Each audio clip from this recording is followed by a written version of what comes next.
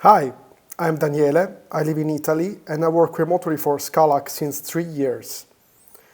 Scalac is a full remote software company based in Poland, where we have the great opportunity of working with the best software engineers and clients from all over the world. Today I am here to share with you some tips and tricks about remote working. Remote working is great and brings to your days a huge flexibility. But with the great power comes great responsibility. In fact, when you work remotely, the borders between private life and professional life are especially blurred. One of the most challenging aspects for beginners is to make sure those boundaries stay up and well defined all the time. So, how to keep your work-life time balanced? Here there are some tips and tricks for you. Get ready for work the same way you do when you're going to the office. When you work from home, you don't have to rush around in the morning the same way you do when you go to work in the office. But instead of dedicating the time you normally spend commuting as extra time for snoozing your alarm, get ready for the day the same way you will normally do. Take a shower, make coffee and breakfast, and get dressed. That way, you will wake yourself up mentally and you will be prepared for being productive and working hard the entire day. Also, you will be less tempted to take it easy by hanging out on the couch or feeling sleepy halfway through the day. Set a schedule and try to stick to it.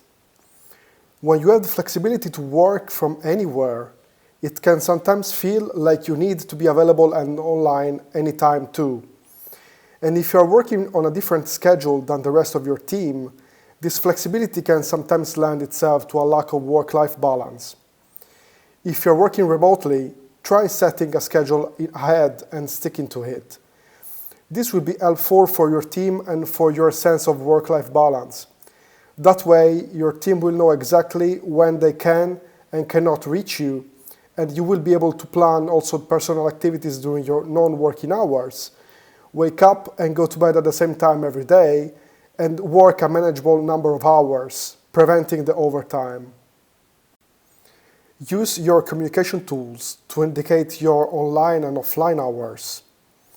Once you've determined a daily schedule that makes sense for you and your team, use different tools to publicize that schedule so your team members in different locations and time zones can be mindful and respectful of that time.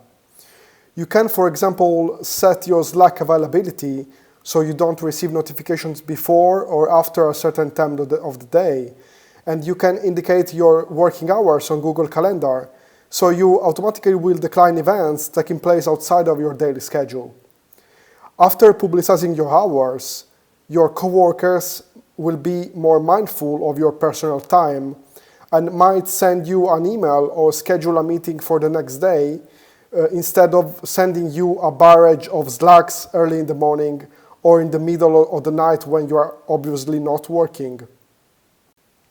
Work in a space that's distinct from the rest of your home.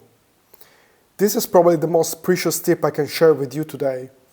Along the lines of preparing yourself for a productive day of work from home, you can set yourself up for a productive day if you choose the right workspace. Working from home can be a lot more distracting than working from the office.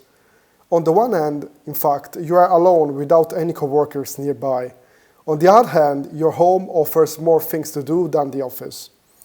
If you work from your couch, for example, when you normally binge watch your favorite TV series, you might get distracted halfway throughout the day. If you work from your dining room table that's covered with laundry that needs to be put away, you might do that instead of working.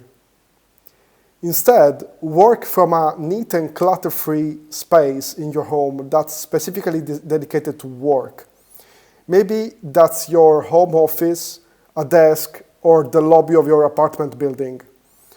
Choose a spot where you are able to work productively and keep that space distinct from other parts of your home so you can mentally and physically unplug from work when you are done.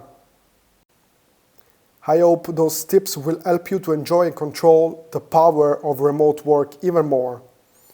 Thank you for the attention and have a productive and balanced remote working day.